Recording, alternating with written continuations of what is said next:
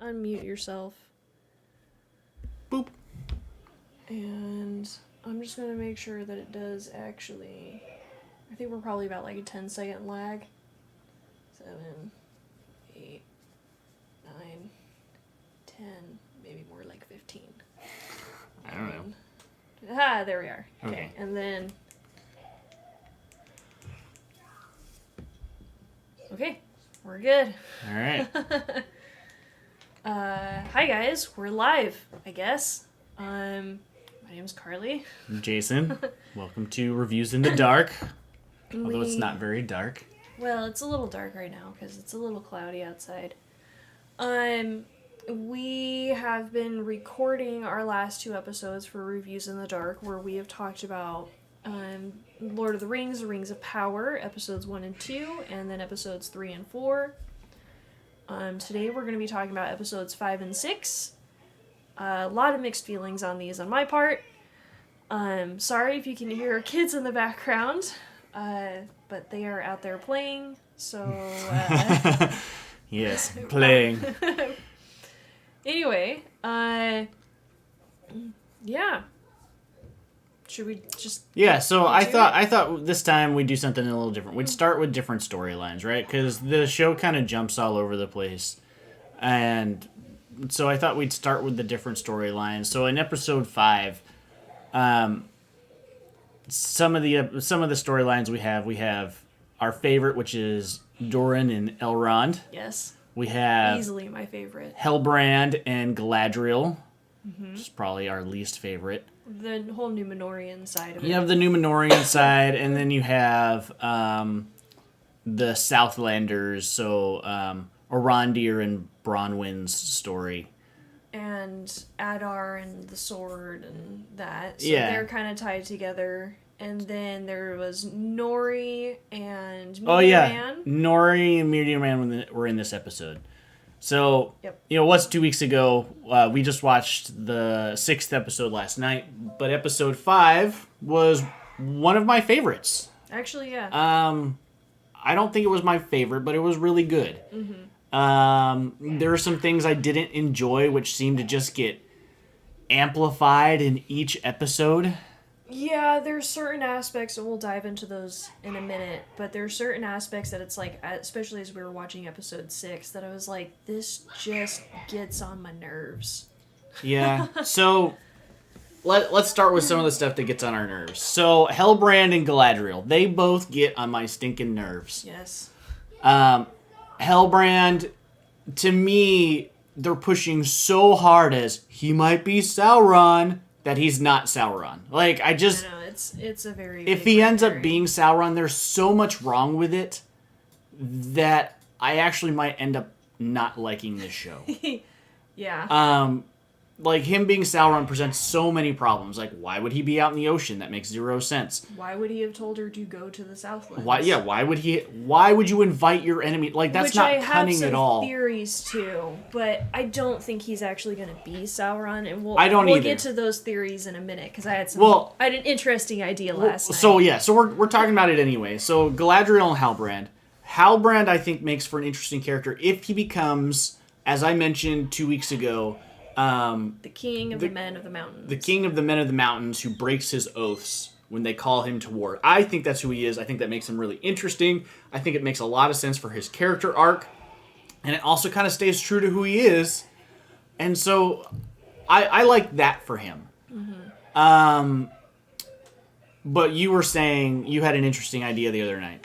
So yeah, so what if he is Sauron, and when Galadriel shows him that crest, that king's crest or whatever it is, that's like on his little neck pouch that he had, and he said, yeah, I found that on the body of a dead man.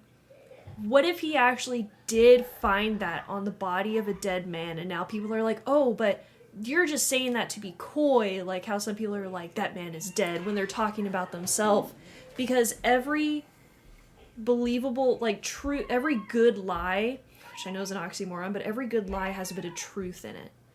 And so maybe he's like, yeah, I did find that on the body of a dead man. So you could take it a little step further, right? So if he is Sauron and he found it on the body of a dead man, it could have been that he killed the old king. Sure. And now he's assuming his identity. Yeah.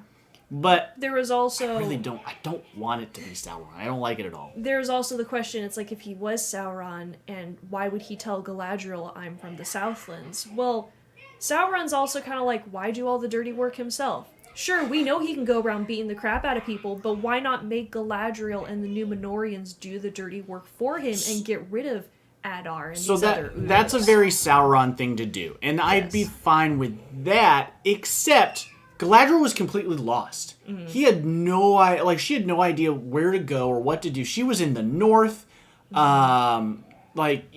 There was no reason for Closer. there was no reason for her to go to the south at all Yeah. until he's like, "Oh, I'm from the Southlands." It Because her doesn't. thought, because even in the first episode, she's like, we keep going, and she meant to keep going north, and we learn later that yes, Sauron was in the north, not just that thing, but why he was in the north, because Adar Yeah. explains it. But she was convinced to keep going north. I don't know how much more north she could have kept going. I think that's probably about as north as you can get. Yeah. But then, Yeah. Halbrand's like, I'm from the Southlands, and she's like, wait a second. I know the whole I've been looking in the completely wrong direction thing, which I actually thought was pretty good. I was like, yes, the cunning of Sauron. That's like, you look north while I am south. Mm-hmm. So the show has a lot of really good stuff that I enjoy. Oh yeah. Like in episode 6, we're gonna skip a little bit, but keeping on Galadriel and Halbrand, they talk about the Kingdom of the North, and they call it. They don't call it a tomb, though. They call it the other name. I can't remember. Whatever the name of the kingdom is, the castle. It's like Uta. I don't know. What castle? The castle that she goes to in the Oh. north. I don't know, I just called it the Darkhold in my head. The Darkhold. The Darkhold's a book, Yes, but Hold is also an area. I suppose. But it was good because they talk about why Sauron was there and the stuff that he was looking for, and he was trying to reach a power in the unseen world. Yeah, that was actually And really neat. We everybody got that sense when we watched episode 1. We're like, yep, they were up to some no good in here. I mean, there was an orc fused in the wall. Yeah. And so leaving that until episode 6 to talk about, oh man, that's some drawn out storytelling. I think, unfortunately, the long game is being played because they have so many different storylines going on at the same time. Because, I mean, in episode 5, we didn't get a single thing, really, about, or episode 6, we didn't get anything from Durin and Elrond. They were solely in episode 5, so they're even having to, split. They can't do all their storylines in one episode. They have to do a few in this episode, then a few in the next episode, then a few in this episode. So, yeah, it is unfortunate that, we actually have to go through an episode every time to get back to the stories that we talked about the previous episode. I feel like when they were planning out their seasons, and this is both a negative and a positive. So they planned out their seasons, which I love. But they only planned the main story arc. And then they also planned these sub-story arcs, but they didn't plan how they'd weave together. They just kind of smushed them together. Yeah. And then they're like, oh wait, but that can't happen yet, so we'll just cut here and move it, not thinking at all about, well, if you're going to cut and move it, you got to put stuff in between. Mm-hmm. But stuff that flows naturally, and I don't think they thought about that at all. I do think that, some of these stories probably could have actually been not at the same time in season 1. The Nori story, I think could have the waited. Nori Meteor Man story could have waited. I'm sure it'll come full circle, but... But, if we're not even... I mean, obviously, we don't know what season or episodes 7 and 8 are going to have, but if we're not even going to get those 3... whoever... crazy people, the zealots, or whatever they are, the 3 ladies in the white robes, and their interaction with Nori and Meteor Man until next season... Maybe we shouldn't even have had Nori and Meteor Man be introduced until next season. So, and there's a great way... So a show that we've talked about, which changes things in the books, but also talks about, stories that go at the same time, is His Dark Materials, Yes. right? Book 1 and Book 2 actually happen concurrently, but you don't get anything of book 2's story until you read book 2. You read all of book 1. But you could have done that with Nori and Meteor Man's story, where if this is happening concurrently, great. But show it when you're in season 2, you're like, oh, that happened in season 1. Now I know Yeah. where we're at, blah, blah, blah. See, what I think... Like, the meteor actually would have been a great thing, because had Exactly. you seen it and people are like, ooh, in season 1 would be like, what's the meteor? Why is it so ominous? Yeah. Then when you get to season 2 and you have Meteor Man, you'd be like, that's the meteor. I Yeah. wonder if that's Sauron. And then it Yeah. would have drove a whole new discussion, but Well, and I mean, I don't know. you could even have shown the Harfoot. You could have done like a little Harfoot introduction or something, like those wanderers with the Harfoots, and then you see the Harfoot reaction to the meteor, right? Mm-hmm. And then that's it. That would have been kind of a nice, like, but what about these guys? And then we get into season 2, and you're like, oh, you guys are actually kind of important right now. But you also, we would have had other opportunities, because even with jumping to the end of episode 6, where Mordor explodes, Yeah. that would be another telltale thing that if we were going through the Harfoot story in season 2 rather than in season 1, you'd be like, oh, that's when this happened, because it's a very pivotal thing that people could latch onto. Yeah. But they chose not to do that, and it really, they're struggling with pacing in this. They're trying to show. tell too many separate stories at once. With His Dark Materials, it works. We only have like 3 main stories. That's it. Well, and I think it could have worked, because I don't know if there's such a thing as too many stories. I mean, if you read Robert Jordan's books, there's such a thing as too many stories. But it works. Sometimes. Because even, I'm you know, not the only one who's like, can we just skip through this character? Because I literally don't care. yeah, but I mean, that to me is just poor writing, right? Because yeah, maybe. you have Brandon Sanderson, who writes just as many, if not more, as Robert Jordan. Yeah, but he does it in a good way. He's got That's like what I'm only saying. 4 characters per arc in his books. Poor writing, though. Yeah.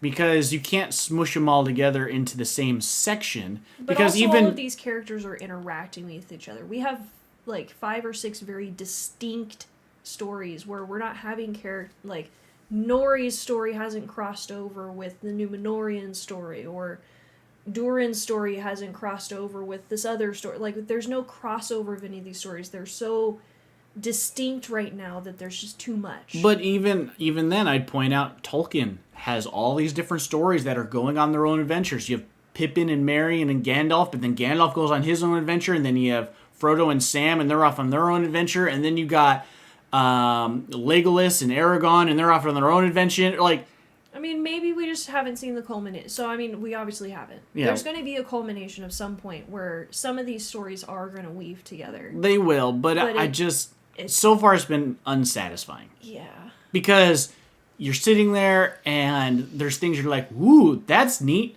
Guess we're going to wait 6 more episodes for that to pay off. Yeah. So I think Hellbrand has an opportunity to be neat and an interesting story. Mm-hmm. And so far, up until episode 6, I've liked, for the most part, what they've done with him. Except in episode 6, they're totally like doing this. They might have a relationship between Hellbrand and Galadriel thing, and I'm like, I don't like it. I want it just be a Kindred spirit. Brother kindred and spirit, sister in yeah. arms. just have this mutual understanding, but not. I don't want it to be a boyfriend-girlfriend Yes, thing. don't have feelings. Don't be the romantic. Don't do, because then you're really going, like, people are going to lose their minds, because Now you've got another elf Yeah, human but yes. relationship. I so much don't want it.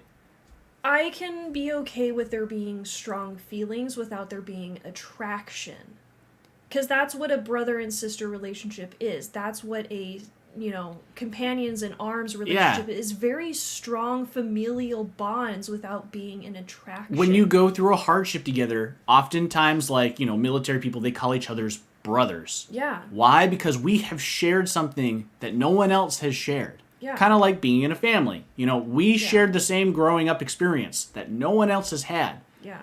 And so, yes, I would like to see that, because having them be close, like unto family, would be a little more interesting. And Yeah, well, especially because elves are kind of, hoity-toity, high and mighty. right, and so for her to accept a human as an equal, yeah, I would actually really enjoy that, and I think it would fit better within a Tolkien universe. Yes. So if that's where they're going with it, Great. all for it. But that's not what it looks like right now. That's never what it looks like, Yes. and it's almost never what it actually ends up being. Well, so they've done. Well, let's finish Galadriel. Sure. She had a story in episode 5 where basically she had to convince Hellbrand, what are you fighting for? What are you fighting? And they went back and forth, and it was super annoying. And then she had... I did like her epiphany, though, that she's like, maybe I became indistinguishable from the evil. darkness that I am trying to destroy. So, I thought that was... Again, that's like the motif of this show for me. They drop these nuggets where I'm like, oh, good. And then it's like, oh, I'm bored again. Because right after that, they jump into... It's either after or before, whatever. She's training the swordsman of Númenórean, right? And it's just a stupid scene. It's just corny. I know that this is what an elf would be capable of holding off 5... They're really semi-trained fighters. They don't know what I would say actual barely fight. trained, yeah. They don't know what true swordsman fight, any of that actually is. So yes, an elf would be able to easily hold them off. But it was just so choreographed. It didn't flow in a natural way. And I know that there's better ways for fight scenes. And I'm actually okay with choreographed fight scenes. They won't be my favorite. But when you choreograph the fight scene and the story is poor, because what purpose did that scene serve? None whatsoever, except for what's his face. Friend to become a lieutenant, so that Isildur could get on the ship. But that's not even how he got on the ship. He got on the ship because of his father. He got on the ship because he saved Pharazôn's son. Oh yeah. Who was? We'll get there. But to me, it didn't really serve much of a purpose. Like, even to the point where she's like, if one of you can put a scratch on me, you'll be promoted immediately. Yeah. And then it went from 1 to 2 to 3, and then it was 5-on-1. How is that a fair fight? And how does that qualify you to be a lieutenant? Yeah. Like, 'cause she immediately rewards him. Good job, you put a scratch on me, along with, like, the rest of your buddies who did nothing. How did she even know that it was actually him, though? Well, we see it. It was... Oh, we do? Yeah, we do. But, like, it doesn't... To me, it doesn't justify, getting a promotion. It's like, hey, you know how to gang up on somebody. Good job. Yeah, if you can land one hit on the best MMA fighter in the world, we'll give you $1,000. It's like, but hold on, we're gonna have 6 people pin him down first. Yeah. It's just like land a hit now. Yeah, it's like yeah, maybe. Does that qualify? I don't think so. Still take the money. So then you get the elfin, slow motion, drifty between the blades. But also, so he stabs at her, and all she does is she dodges to the side, and then he pulls back as opposed to swiping doing to the side. a side cut, yeah. Which we even see somebody do that in a fight where I think it's either her or Rondir does a stab towards an orc's head. The orc dodges, but the sword is still here, and so he just slices. It's right. like, you dodged, but I still have you. So many people, and I've seen so many videos where that's stupid. Yeah. No one does that. If you already have the advantage, especially if you're trained, you're going to... Yeah. He's in her guard. It's already natural just to cut across. It's actually unnatural to pull completely back. That was the issue. It was almost a dance choreograph, not a fight choreograph. And that didn't do it for me. And then more, which is such a shame. I actually really like the look and the acting of the character of Galadriel. I don't like the writing that she's given. Even in episode 6, she's a teenager, yet she's one of the oldest elves. Yeah.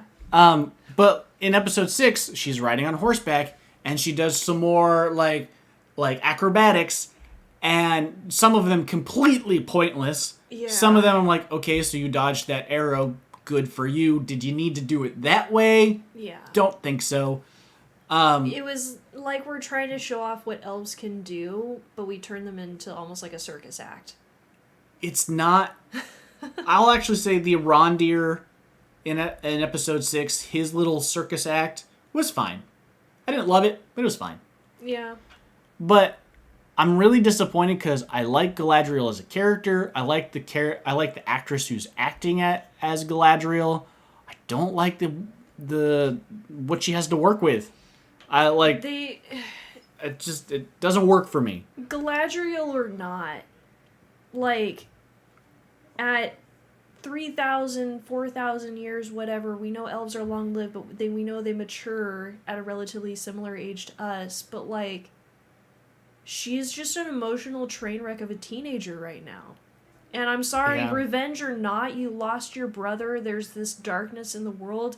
All of that aside, at 3,000 years old, I don't feel like you should be tearing up and getting, like, inexplicably angry and talking like a teenager.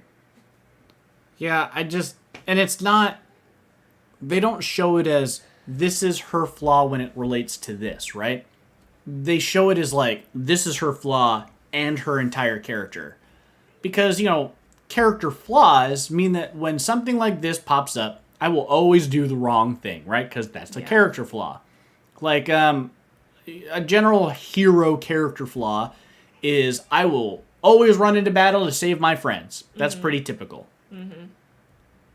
But if Run first, think later. But if your character is, like, constantly running into battles because he thinks he has a friend in that battle, well, I met this guy once because he was the cabbage farmer over here, so we're friends now, so now I gotta run into this battle. Farm. If that's all your character is, it gets really tiresome really fast.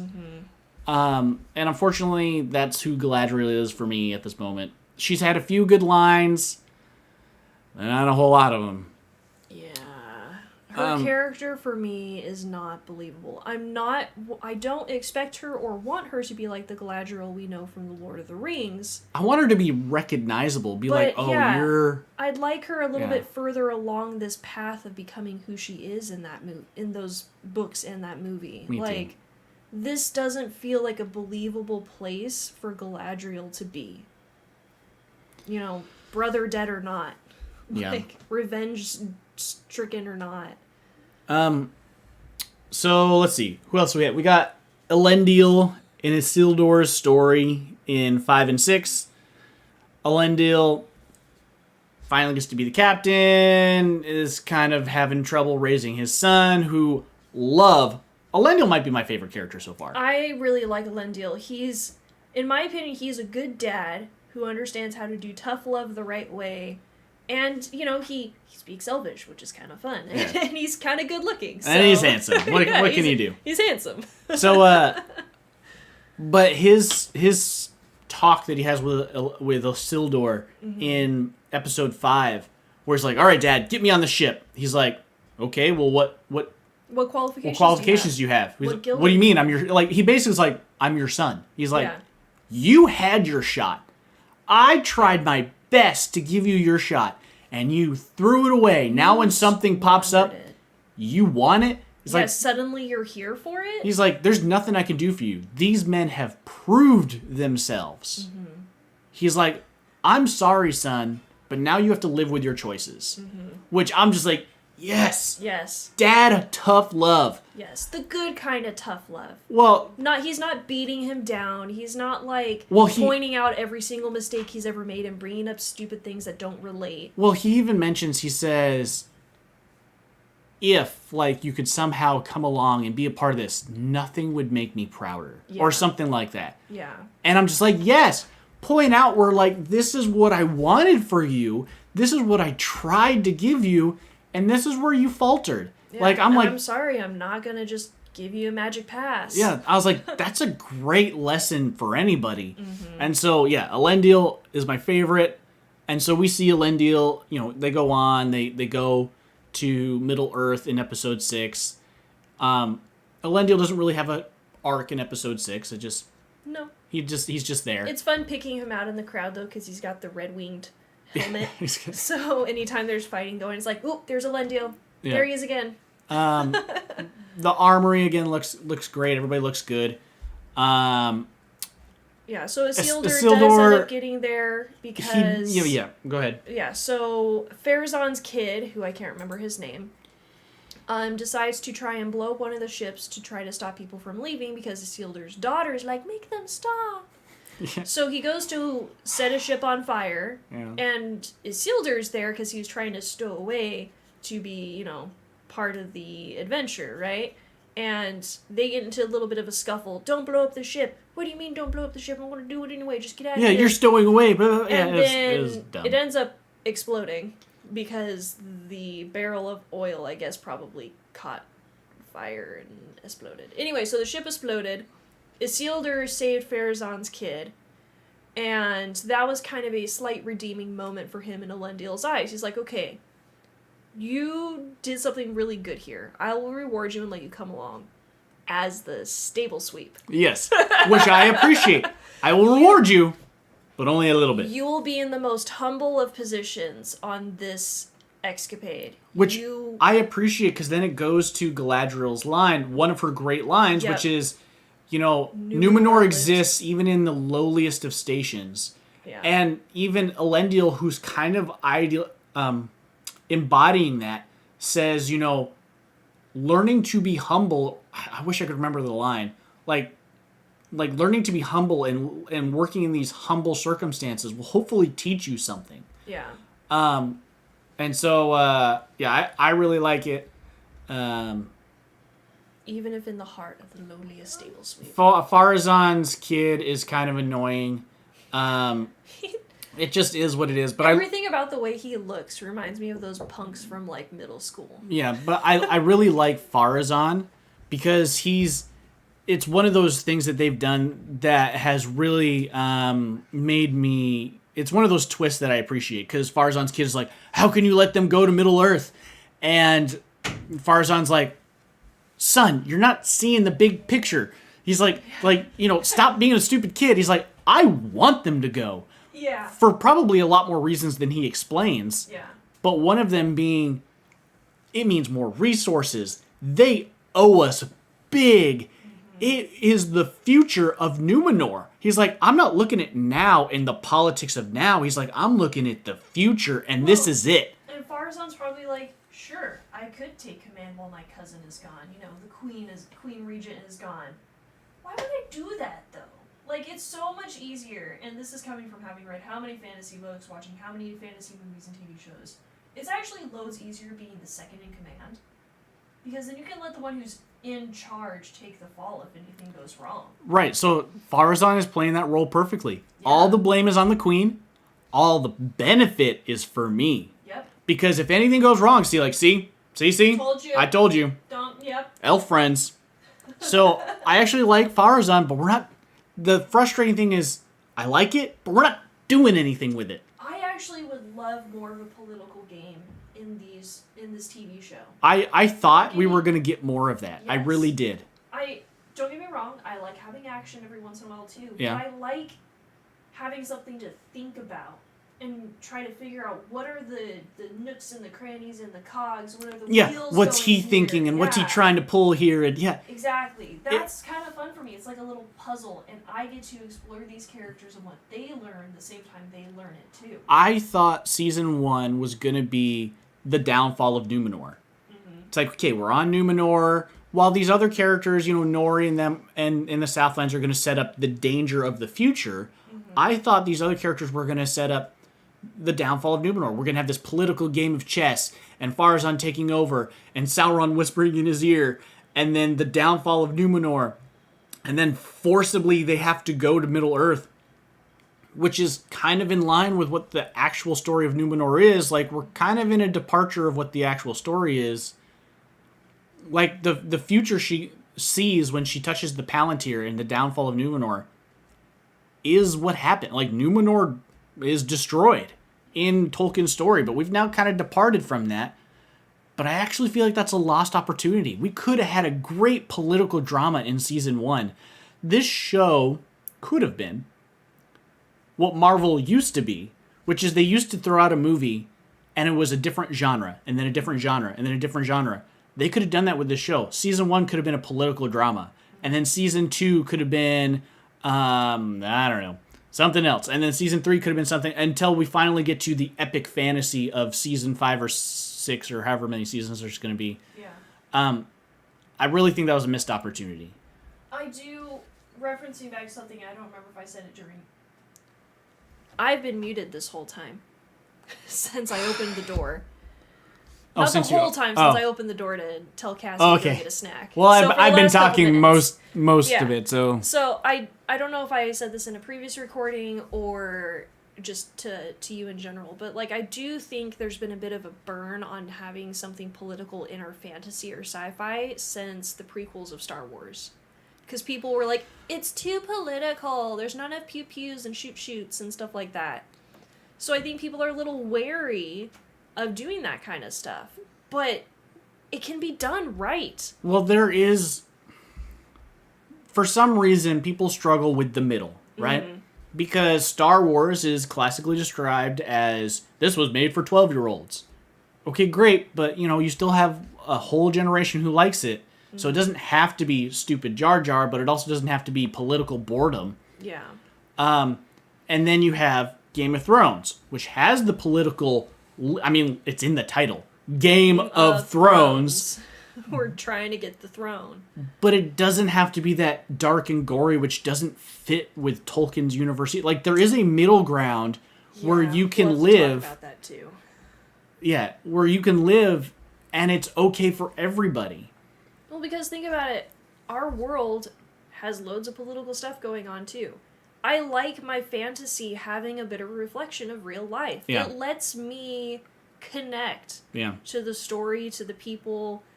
And I like having these hard questions and these things to think about and talk about. Because it's kind of like, well, what if that situation happened to us in real life? And then that's kind of fun to think about. And then I start talking about it with other people. And then I scare them away from ever reading anything Cosby. But it's fun. And I know that there's a little bit of fear of being boring because there's not enough explosions or But there's a good way of writing that. There's a good way of writing it, and I want to see that because especially because we've got Elrond the politician, we're dealing with kings and queens and lords. These are people who live in the political sphere. They're not just going to be going out whipping out arrows and swords at everybody. They're going to be, plotting and scheming and talking in the background and all this kind of stuff. I want more of that. Yeah. And in fact, one of the benefits of the show, at least on the Numenor side, is their dialogue has been so good. Yeah. Like, it's one of the things I'm like, ooh, I'm interested. It's when they get to the other stuff, when they're trying to push romances, or they're doing a weird action scene, I'm like, I don't care about that. Like, get back to the dialogue. Like, tell me what's going on. Like, I want to know your inner thoughts. I want to know what's going on. I want to see the political drama. If the issue is that everybody's standing around talking, have them walk and talk. Yeah. Motion makes you feel like the story's moving forward. Yeah. Have them walk and talk. Have them sword fight while they're talking. Have them do something. Even then, like, Middle Earth is so beautiful, it's so beautifully shot that at least would be like, ooh. Just wander New Zealand for Pete's sake and talk political things. Yeah. I will be there for it. Yeah. Let's jump to, Meteor Man and Nori. Sure. Okay. Theirs was actually really interesting. They were only in episode 5. Dude's got elemental powers. So he's done fire, he's done wind. So it fits within being I should look this up at some point, a Maiar, I believe. He's one of the angels. He's probably a wizard, if not something more. Mm-hmm. I still think he's going to be a Balrog. I'm still holding on to that. That would be one of the most interesting things, because he's, being taught to be a good person, to be a helpful person, to care for others. But then that's because, his memory's gone? Well, yeah, so it's like his memory's gone. So then what happens when he remembers? Does he have the conflict? I hope he doesn't. So, I think this is to provide an avenue to have a semi-reasonable explanation for why anybody in this world can defeat a Balrog. Mm-hmm. Because they don't. I think we only know of something like 5 Balrogs. Most of them were defeated when Morgoth fell. And most of them were defeated by, like, the Grand Elves. So Elrond's dad, I believe, the one who left in the boat, up and became a star in the sky. Yeah. I'm pretty sure he defeated one. Like, basically only your heroes of legend could defeat one, which is why, like, when Gandalf is standing on the bridge, he's like, you run. This power is beyond you. It's beyond me. He's like, even I don't know if I can take him. And technically, he didn't. He died.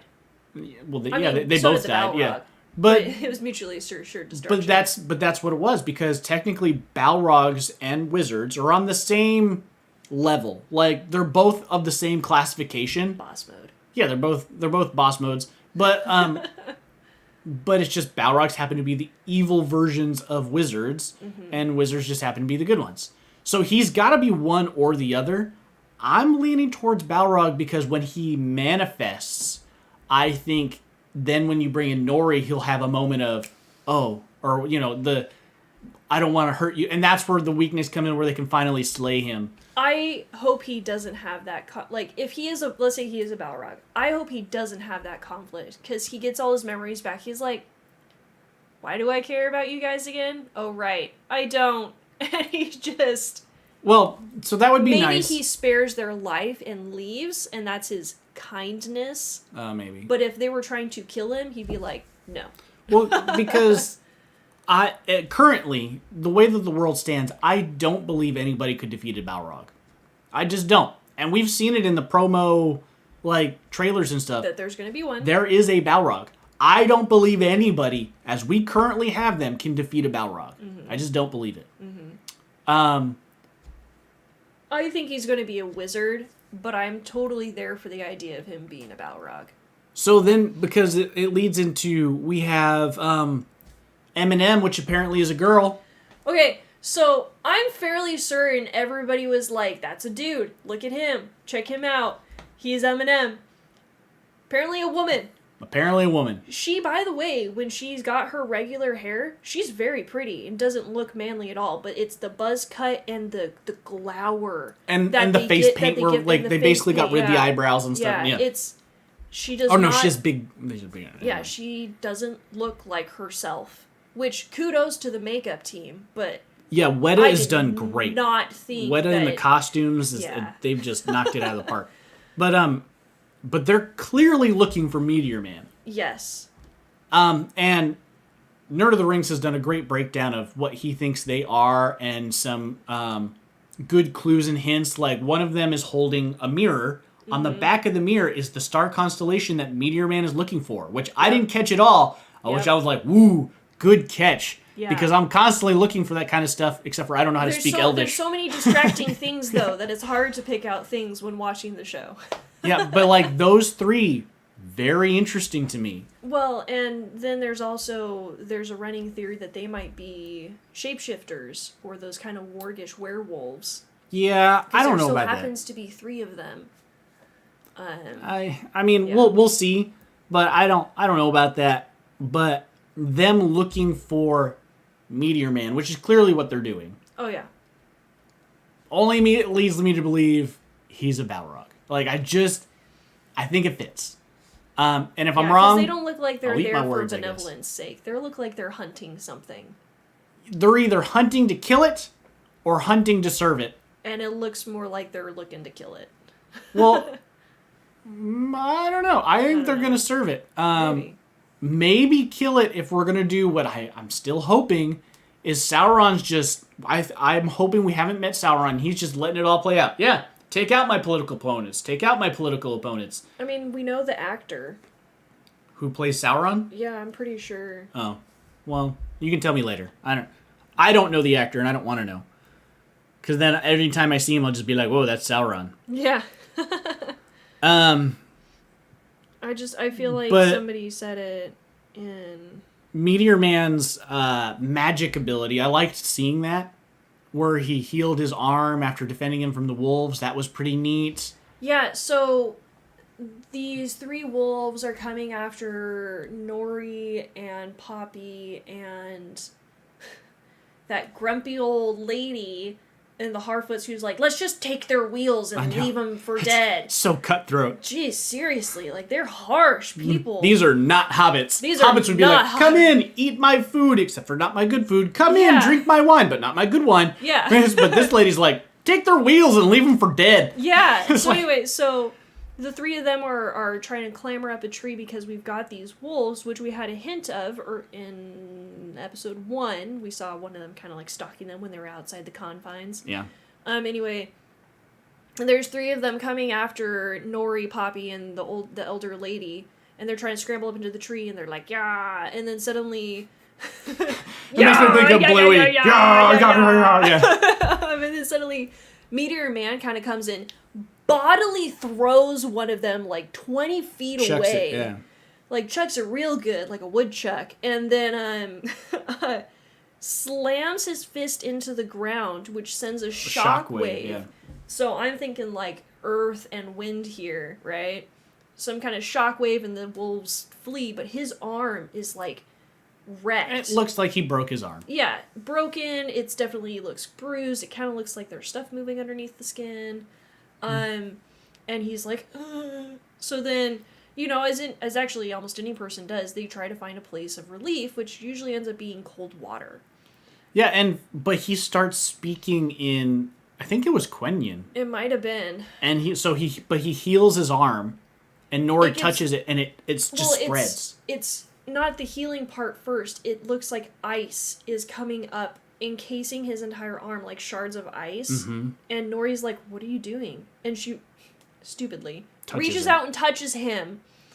And... You're on fire! Hold on, let me help! Yeah, I'm on fire! Hurts.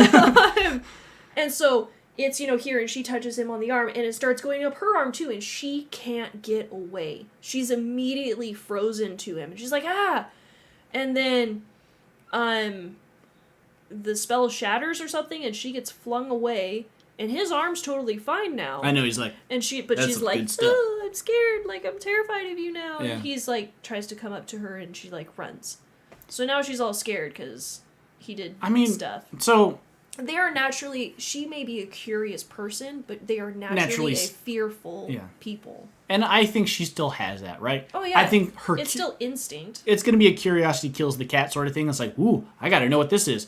Crap, I'm stuck in a trap. Yeah. But I'm finding them to be interesting. The three beings that are hunting Meteor Man, I find interesting. A name. I don't really care. I don't know what they call them, though. I'll wait till they tell us in the show. So I find him hunting for the stars interesting. Let's go to my least favorite before we go to my most favorite. He does say at one point, though, he's like, I am peril, right? Oh, no, yeah, he says... I am peril. Does he say danger? No, peril. Okay. You're thinking Danger Will Robinson. Danger Will Robinson. And she's like, no, you're good. He's like, I'm good?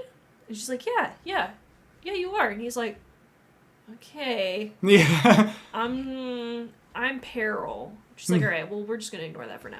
Yeah. And then they carry on in their journey. Anyway, so I thought that was kind of interesting, though. Like, he's picking up, you know, the Hobbits, or the Harfoot language, which is basically just going to be English for everybody. That was a cute scene of him learning the language, listening to them as the dad's telling stories, and that was good. It was I enjoyed that. Very fun. It's fun seeing some of their journey, this little tiny group, because I mean, Poppy's also by herself. She has to carry her own cart because her whole family died.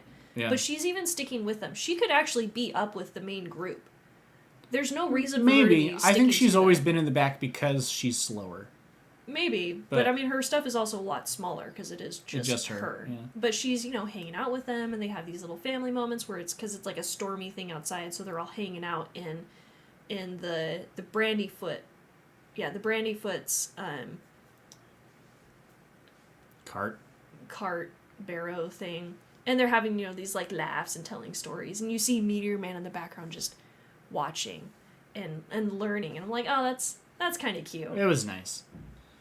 But let's jump to my least favorite part before we go to my most favorite part, which is Bronwyn and Arondir. And Theo. So episode 5, I just blank on Theo. I know. You like refuse to admit he exists. So in episode 5, trying to remember what happens to them in episode 5. So they know that Adar is coming. She's now told the whole Oh, group. that's right. Yeah. Adar is coming. That's right, And half of them Leave. Yeah. to go serve Adar because Windral is convinced that it's probably Sauron.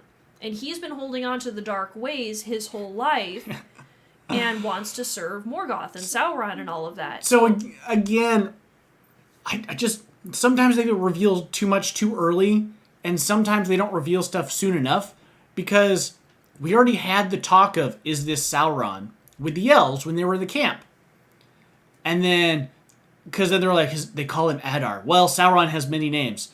But then you get a clear picture that this is not Sauron. Yeah. Because... At least to us, it was pretty obvious. Because Adar starts talking to Arondir and starts talking about where he's from. Home. The rivers. The silver... Because they're from the same place. It starts with a B. Yeah, I can't remember. But, so you're like, okay, you're probably not Well, and Adar Sauron. even has... So he has this neck kind of thing right here. Yeah. It's the exact same one that Gil-galad wears. It's just black. Oh, yeah. So, I mean, And this is probably not Sauron, guys. But then, that conversation should have happened after Wendell showed up and said, I will serve you, Sauron. And he Man. Adar was like... throws him to the ground. He's like, or whoever you are, which was hilarious. Yeah. Because he's not Sauron. In fact, I find it really interesting. So we find out who Adar kind of is. Hang on, let's get to that in a minute. Oh, well, we're already on it. I know, but you're like, okay, let's talk Arondir and Bronwyn, but not them, everybody else. Well, let's talk about the cool part, which is Adar. But we find out who he is in episode 6. Yeah, which Galadriel says to him, an elf who was taken by Morgoth and twisted and etc. etc. you were the first orcs. And he's like, I prefer Uruk. Yeah. But when he's walking into town, you see his sword it's kind of like one of the ones that her brother and them formed the oath and stuff. So I'm like, ooh, this is interesting. Referencing back to episode 1 when Galadriel's talking about her brother Feanor, and then there's a group of 10 of them. They hold up their swords because they're making an oath for revenge or something like that. I was to go after Morgoth because he was the reason the 2 trees were destroyed. Yeah. So revenge. Basically. Is elfin revenge as you can get. And so, other than Galadriel. And so, yeah. But you see he has one of those. And I'm like, aha! It's just a little bit more blackened and kind of twisted. Yeah. And so I would, so far, I actually like Adar's story. He's interesting. Mm-hmm. And then we'll get into what else he's doing. Because I think, he's been accused of being Sauron. He's like, I'm not Sauron. But he keeps searching for these pieces that Sauron has, he talked about how Sauron went to the north and how he twisted these people, and that was all really interesting. He's like, I've sacrificed enough for... I have sacrificed my children, which is what he calls the orcs that he's helped create. Yeah. He's like, I've sacrificed enough of them for his goals, so I killed him. Is what he says. Yeah. But I think this is one of the pieces that I was talking about where I think he is now on the board is, I'm not serving Sauron. I would serve Morgoth if he was back, because Morgoth is who turned me, but I don't... And it's funny, too, because Galadriel's like, your master, Sauron. And he kind of scoffs, he's like... Both of us look at each other like, he doesn't serve Sauron. Yeah. It's just... And so I think he's looking to be a would-be pretender. He's looking to take what Sauron has or had, going after and his sword, which may or may not have been Morgoth's, and then going after getting all the Oruks, or the orcs and setting them free, because I think he's a pretender to the throne. I think he's like, I killed Sauron, so I guess I'm up. Which I don't think he actually killed Sauron. I think that's a fake out. Well, and so what's funny is, so we've got that sword that Theo's had and Adar wanted, and they say it's Sauron's. I don't think it's Sauron's. I think it was a Morgoth thing, but even if it was, just talking about the sword for a minute, Arondir in episode 6 is trying to destroy the sword. Well, hang on. So in episode 5, Theo, surprisingly, after half of the townspeople have left to go serve Adar, gives it to him. I appreciated that a lot. I was like, okay, yes. This twist is good, because I was expecting him to keep it, be like, yeah, that's mine. Like the ring. Anybody who possesses the ring did not want to give it up. Yeah. And you're like, but he begrudgingly turned it over as like, they want this. Which then led to Arondir being like, I've seen this before, and there's a giant Sauron sword motif hidden behind a few vines in a tower that the elves have been in for 70 years. And no one noticed this or cared about it. Yeah, nobody cared. But that may have been part of the thing, because, I mean, his commander was like, these are the same people. Doesn't matter if it's been 70 years. Like, they still serve the darkness. But you would think, if you hated it that much, or if you were trying to, like, erase Morgoth from history, they would have destroyed it. Let the ivies grow over.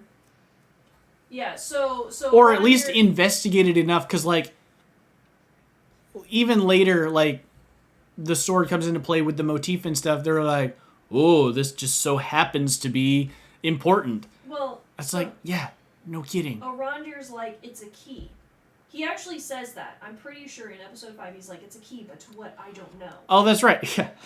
So then that actually came into play at the end of episode 6, which was a little odd. So Arondir hands the package back to the kid. Like, here's the super dangerous sword that everybody wants. Why don't you hold on to it, kid? The second the kid starts unwrapping it, you can see it's not going to be the sword inside it. And so it's a hatchet in there. So either Arondir's an idiot, or he knows that it's gone. Which, I guess he's just going to have to be an idiot. Because if he knew it was gone, then he wouldn't. They would not feel the same. Yeah. Any person, even the kid in the show, was like, this isn't right. And so he starts unfolding, because he's holding it, just kind of staring at it, but then kind of notices it, and then he starts unfolding it, and he's like, it's a hatchet. Yeah. And so then we see Waldring, or whatever his name is, Wally. He's got the sword. Where's Wally? He's stabbed himself to get his fix so that the sword becomes a whole sword again, and then uses it as a key.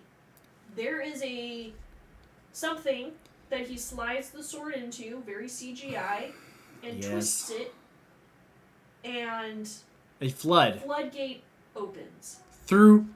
So I appreciated some of it, and I didn't like others of it. So I appreciated that it went through the tunnels that the orcs had been building this entire time. Yeah. I appreciated that. And we see that it goes off into Mordor. And they start chanting Udun. Which means death, I think. No, that's Nampat. Oh, that's Nampat. Anyway. But it goes off into Mordor and causes an eruption. Okay. So it floods through. They've dug this hole down into the base of the mountain, into the very core of the mountain where there's magma and lava and stuff. And the water goes in there. So my problem with this... It looked really cool, though. It looked great. and I thought it was actually a decent plan, right? Mm-hmm. Get the human to run away, take the sword, stab it in, unlock the thing. Mm-hmm. These lands were owned by Morgoth and who else ages ago when the tower was built, when the dam was built. All that they were missing was tunnels.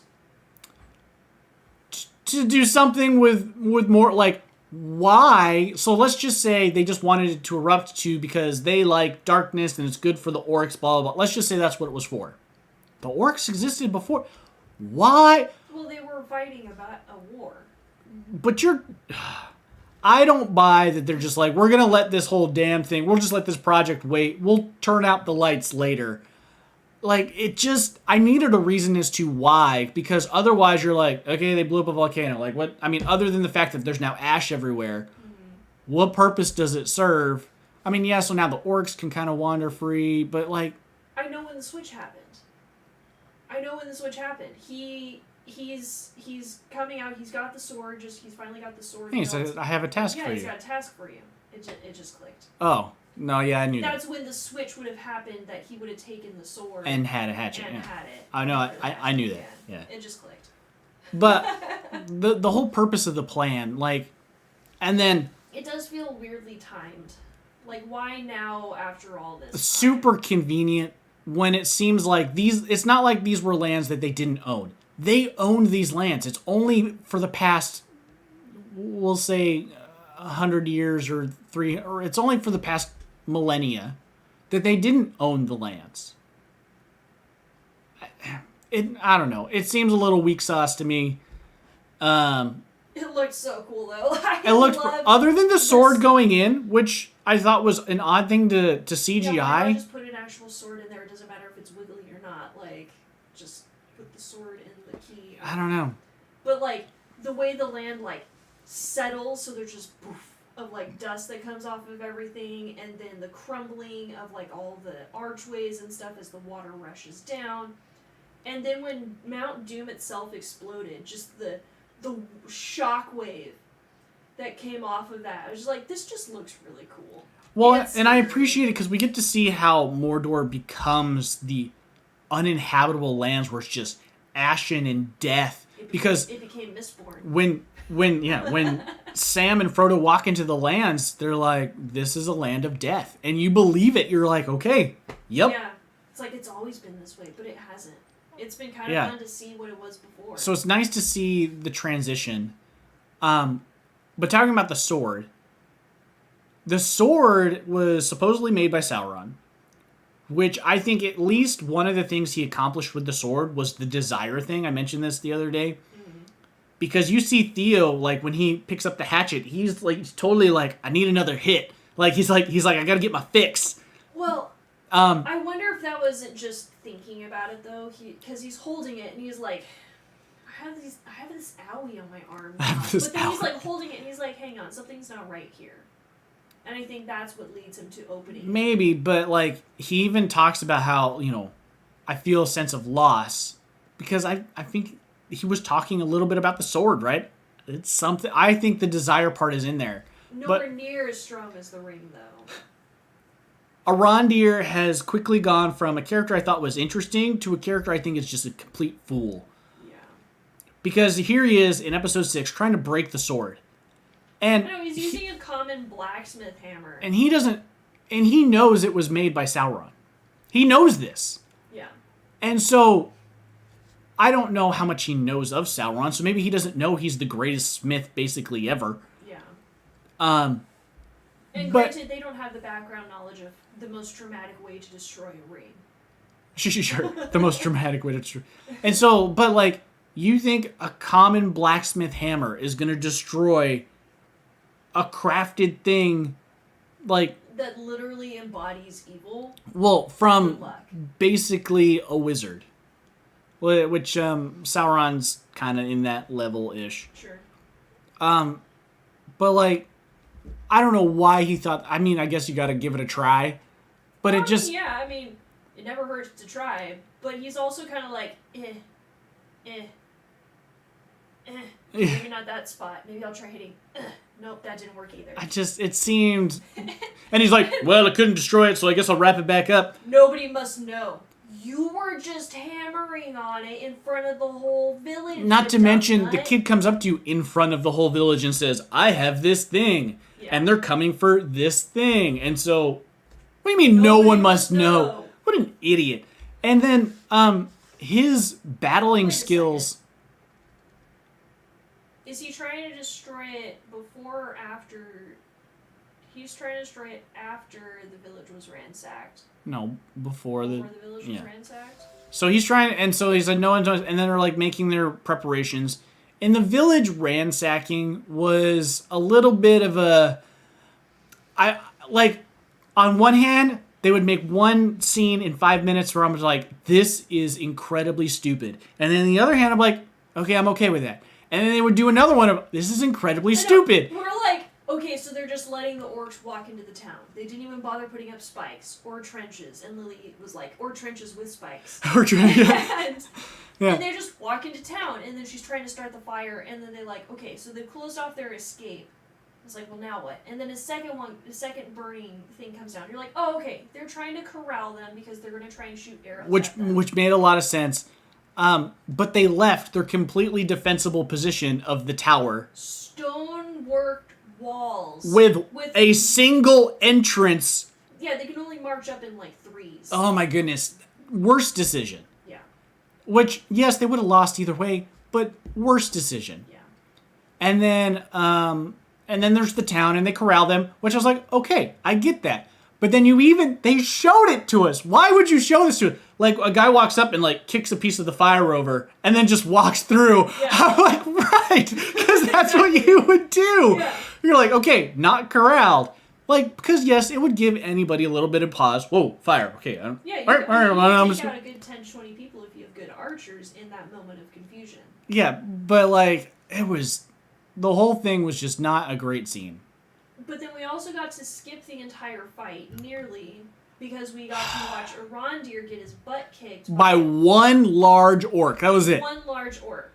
Okay, so this guy is an elf, so he obviously has some latent elvish abilities. He's just, a bit faster, a bit stronger, keener of sight, whatever. Dude is not a good fighter. He's he does terrible. Not know how to grapple. Well, and his fighting skills are completely inconsistent. Mm-hmm. Sometimes it's like, battle, kill, and then other times it's like, I can't, you're too hard. Like, it's just, and it was totally meant to be like a boss battle from like a video game. Yeah. But then like, so we spend forever on this battle. So long. And I'm just like, is it over yet? Yeah, and then the villagers, and like, he's bleeding on him. It's like squirting out from his eye. I'm like, this is like, just comically how much this guy is just squirting blood onto him from his eye. Mm-hmm. It was stupid. Like, I couldn't focus on like anything else. I'm like, why is he still like... And it was just all over his mouth, and it was great because even Nerd of the Rings said this after we said it was... she ain't kissing him. Yeah, it's like, you're watching that like every day for the next 7 days, 100 times a day. Yeah. And then there's another moment where Bronwyn is bleeding, and again, just it was like a faucet. It was just going. I'm like, this doesn't seem quite accurate. Well, it's the spurting. Well, hers wasn't spurting, but hers was just flowing. And I'm like, that's a lot of blood. Well, and then also later, like, she's just laying there. It's like, where'd all that blood go? Because, like, her whole body should be caked in red right here. Yeah. And, like, onto her clothes, but it's just kind of, like, passively dirty. Yeah. And then we find out that they killed... that they were the fighting. first attacking wave was actually the other half of the townspeople with some orcs scattered in between.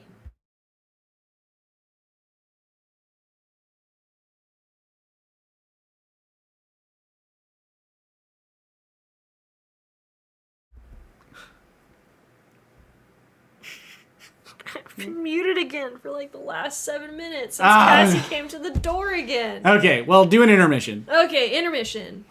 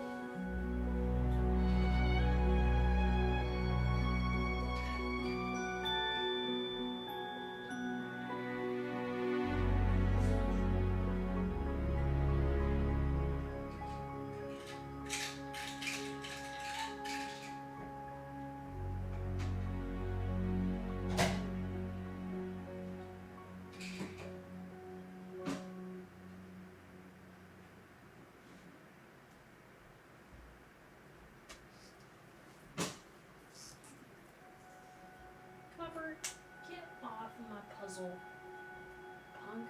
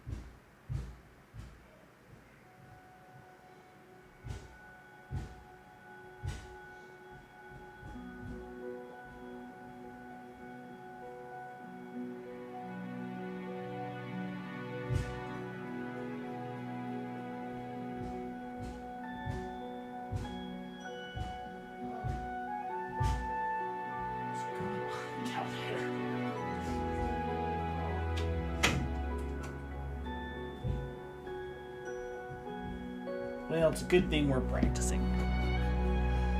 Yep. I am unmuted. Are you unmuted? I'm unmuted and I have turned off the intermission screen. Okay, well, we should probably wrap this up. Probably. 'Cause- we've been at it for an hour 15. Yeah, well, and also, we had a lot more to talk about than I thought. Because we haven't even gotten to my favorite part, which is only in episode 5. But it is Doran and Elrond. You mentioned this last week. I could watch an entire show of these two. Oh, easily. They are so good. The nonsense that they can get into, the conversations they can have, getting more of Disa and their little gremlin kids, like It's just, all of it. I want more of Khazad Doom. yeah. But not only that, like, so Doran comes to the elves, to suss out what's going on, like, what do they actually want? Yeah, because Elrond's like, why don't they just talk? And here is where I think they're doing the political game really well. Because they're like, well, it's so weird that you would come to us. Well, it's so weird that you would have us. Well, it's like, and they're just back and forth. And so Durin sits back and, let me ask you a question. Where'd you get the table? Yeah. Oh, man. So good. And Because, Elrond's like, yeah, because the ping ponging. Elrond proved in a different episode. He's like, elves don't really have a concept of both the other races, their lifespan and time, but also of things that are important to them. So they wouldn't know. And Durin knew that. He's like, you would have no idea where this is from. Mm-hmm. So he told a complete lie, which was brilliant. Like, it could have been true, and it still would have been a great scene. This is This a comes rock from- that is found only deep within.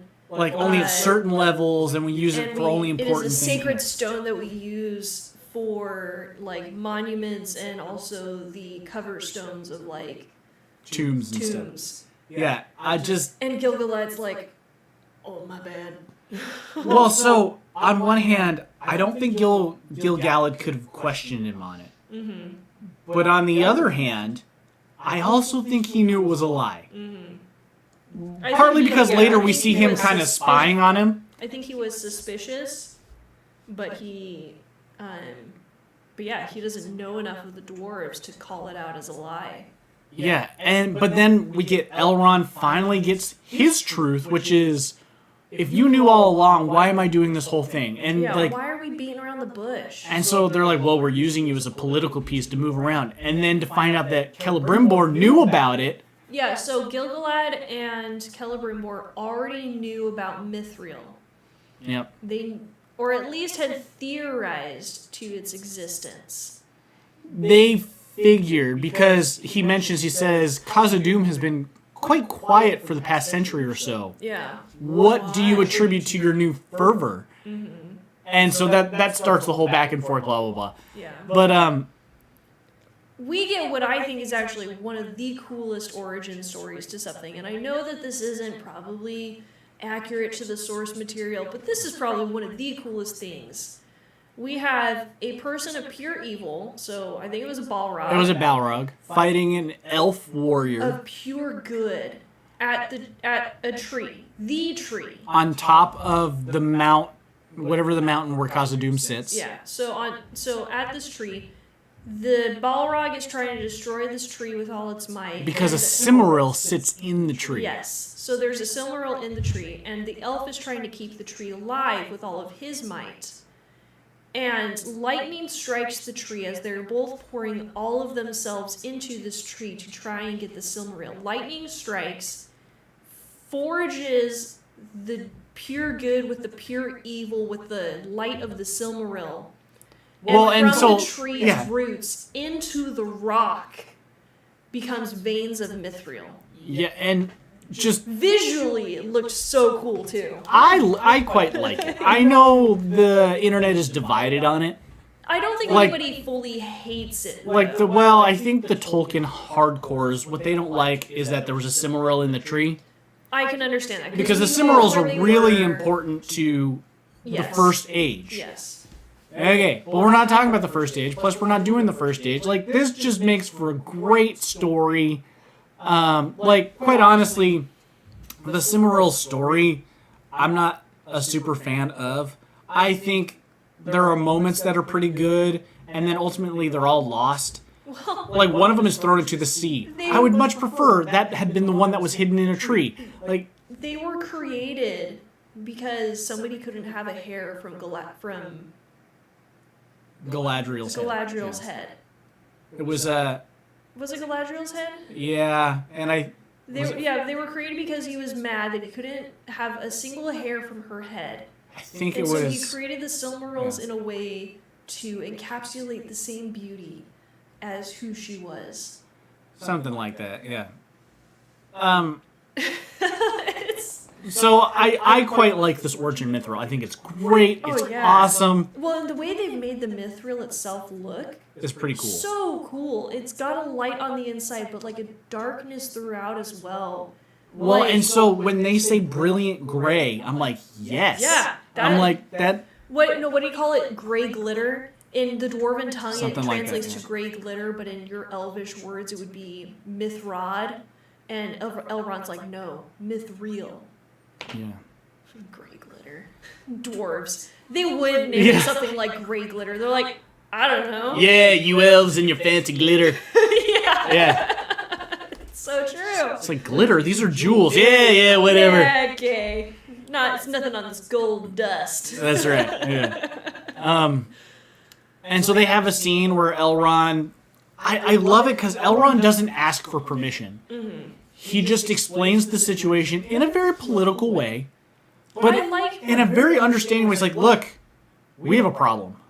And he breaks it down. He's like, my people need this, according to my leaders, which I think they're partly lying. But he doesn't actually even say that. He just says, so I've been told. But he doesn't even put the blame on anybody else. Nope, he yeah. takes it all on himself. He's like, Which was good. He's Yeah. like, I was sent to you for Mithril, though I did not know. Yeah, that whole scene was really good. Frankly, I think it would have pissed off Durin had he tried to place the blame on somebody else. Probably would have, yeah. Because, like, he also basically was admitting to having broken his oath. He's like, but I didn't really break it because they already knew. They came to me with this info. Yeah, and so... And he didn't say it to them either. No, in fact, over the entire time, he never did. Yeah, he's like, I will hold to my oath. And even Gilgalad's like, you're gonna hold your oath with a dwarf over saving your own people? And he's like, yes! I love the talk of Oh, oaths. yeah, oaths may not hold any weight for anybody else, but to me, they do. Yeah, and he's like, well, fine, then you will burn the world with your oath. Yeah. And I'm like, but it's important. What we say Yes. is important. Yes, what we do holds weight, but holding something like a promise, there's a reason we use the words, I promise. Yeah. Oaths, I like that as commentary on today because oaths used to be important. Well, you used to be able to even say, I will do this, and people would hold you to your word. You wouldn't have to say things like, I promise, Yeah. or I make an oath. Or you I would swear, say yeah. it, and people would know this is true. You said it, you do it. Yeah. Now everybody's like, I only said it. yeah. Yeah. So I really enjoyed that whole thing. And then it's great too because he's like the entire race of elves. The entire race of the elves is in your hands, and you see it hit Durin. Yeah, he kind of collapses and he's like, oh. He recognizes the weight and importance of that, but then cheeky Durin. Yeah, it's like, but in whose hands? Say that again. Yeah, yeah. And so that whole scene was really good, but because as much as the dwarves and the elves constantly butt heads, the dwarves are smart enough to know how important the elves are to the world. Sure. Yeah. Just like they would hope, even though I don't know if elves would agree, dwarves are equally as important to the world. They were both created from an angel being, Owle was the dwarves, and I can't remember who created the elves. But they are equally as important. And so, yeah, you kind of see it hit him. The importance of, oh man, the race of Middle Earth is like the whole of Middle Earth is in my hands. I think the cheekiness that he does afterward is a way of saying I forgive you I as think so, yeah. well, because he's back at it, right? Their friendship is okay despite all of this that's going on. They are still okay. So I wonder, because I think it is true, but I wonder. The child They're is sending messages under the door. Under the door. Because what they say is our eternalness or whatever is fading away. Our eternal souls will Dwindle. wither into nothing, darkness until they fade away. And so completely. they're hoping to somehow encapsulate it or save it with Mithril. Yeah, because it's the light of. It's not just the light of the good and the dark, but it's supposedly got the light of a Silmaril in it. I hope it is partly alive from Sauron. It's just building up over there. Yeah.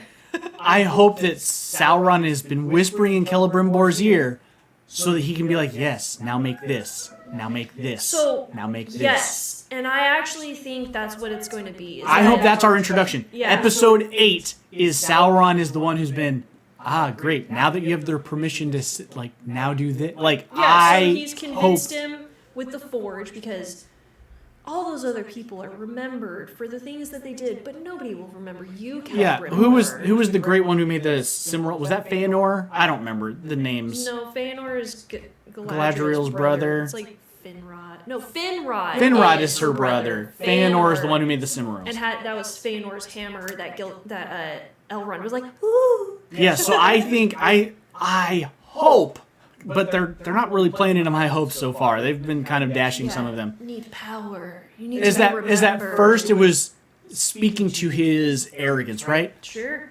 Feanor made the Silmarils. You could change the world. Make a great The forge. Something of power. Yeah, and it's like, and then we can forge something of power. And then he's like, why would I need something of power? Oh, you didn't know that the light of the elves is dimming? Oh, the light of the elves is dimming! So now you're playing into his fears. Almost like, so Halbrand, one of the reasons that people think he's Sauron is because he gives a very evil piece of advice, but a very true piece of advice. Truth and lies and evil, they can kind of all mix together. Which is find out what she fears, and then you'll know how to control them. Mm-hmm. That is almost exactly what's going on over with the dwarves and with the elves. What do you fear? Yeah. Oh, you fear the light of the elves is fading? I can help you with that. And so Mithril itself being really interesting, Celebrimbor's like, I run every test on this. Its light does not fade. It doesn't dim. It doesn't get damaged. It's just there. And next to Feanor, Celebrimbor is the best smith of Middle-earth. Mm-hmm. So if he can't figure it out, it is so. So then, thinking about it, it's like, okay, so we've got we've got the forge being built, right? And that's actually already looking pretty darn cool. And it's a work pretty between far along too. Dwarves and elves, and that's nifty in and of itself. What's he gonna forge with this mithril? Because the rings are we know a lot. There's a lot of things that get forged from mithril. Yeah, so I know we have the chain link shirt that Bilbo has, and then Frodo has. Galadriel's ring is made of mithril. Okay. The one that she ends up getting. Okay. I think some weapons and some armor is made from mithril. So I don't know, but they could change. They could change all of that. I do think they'll keep Galadriel's ring made of mithril, but I think they're gonna. But I mean, that's what it is. Is we're not just finding the mithril for the light, but Sauron's like, I need that so that you'll make something from it. I don't think the One Ring will be made from mithril. No, but not the One Ring specifically. But he's like, I want you to just make stuff with this, because I mean, it can't be destroyed. It's probably, great magical properties and stuff like that. So it might be how he taps into the rings is because they have a heart of mithril. I don't know. We'll see, but I hope that Sauron's behind the scenes on this. The whole scene with Durin and Elrond was so good. Just so, and then I could pick apart those scenes for another hour, but they were just Durin is great. Elrond's been great. Yes. I agree. I could watch an entire show of just these two. Mm-hmm. Like, the rest of the stuff that's going on is so much not of the same quality as those scenes are. Yeah. Like, I want those interpersonal connections and relationships and friendships and bonds. And, but in a meaningful way. Like, because, Yeah. like, Mithril has big implications. The scene's not really about that. The scene's about Elrond confessing about how we need you, and then they're back and forth in their friendship. But yes, it's kind of about Mithril, but not really. yeah. Like, Mithril's just the MacGuffin. It's the thing that moves the story forward. Yeah. I wish the rest of the show was as good as... If it was, I've been losing my mind. I'd be on here hooting and hollering. Every week. Every week. Not every other week. Don't get me wrong. Still really enjoying the show. Despite their really weird need for this, like, bloodiness in episode 6. That was weird. But, like, also, like, the slow stabbing The slow- into their yeah. stomachs and stuff. I'm sorry, the person doesn't just stand there and let it go into them. They start backing up. Yeah, and he just, like, held him. He's like, whoop, and Yeah. the person just stayed there. I've been stabbed. But I was like, that was a little unnecessary. I like the show, though. This I do show like it. has been such a whirlwind for me because it goes from, like, an episode I love to an episode I really don't like to an episode I love to an episode I really kind of don't like. Like, and so technically for me, it's probably sitting at somewhere near like a 60%. So, I mean, passing. I still like it. But also the stuff that I love, I really love. Like the Yeah. Elrond and Durin stuff, just love it. And the Yeah. stuff that I don't like, I don't hate it. But it's just, why would you do that? So maybe it's closer to like a 75%. But it's just, I really hope they nail the next 2 episodes. I think we should live stream those ones as well, because it'll be the finale. We can talk about it as a whole and maybe where they're going next. But I will be better about not muting myself. about not muting yourself, yeah. Hopefully, you can hear me through Jason's microphone at least a little. Only bit. a little bit. I checked while we were Yeah. wrangling You were everybody. listening it? I did a little bit, but Yeah. But that's all for us today. I know this one ran a little long, but it was Hour and a half. odd circumstances. Yeah. Um, Anywho, like and oh yeah, subscribe. make sure that you like and subscribe. hit that thumbs up, and It does help. we have a coffee. Yeah, you could support us on Coffee. .com/Kelstrom. Right now, we're saving up to get Jason his own chair. Right now, he's just using one of our. I'm just kitchen sitting on something chairs. hard. Yeah, So if you want to donate, I guess that'd be awesome. that'd be helpful. But I don't know. But Follow our we'll channel. definitely see you in a couple of weeks Yeah. for the finale. We've got plans for next year, so that'll be fun. We do have plans for next We should year. do a sit down and maybe let people know what our plans are for our channel. Oh, yeah. Starting next year. So while you guys ruminate on what our plans are for next year, maybe comment below what you would like us to do next year, and we'll see if we can squeeze it in. Yeah, we're definitely going to continue to do reviews and stuff, but we've got kind of a plan for Future stuff. doing stuff. More Yeah. stuff. Fun stuff.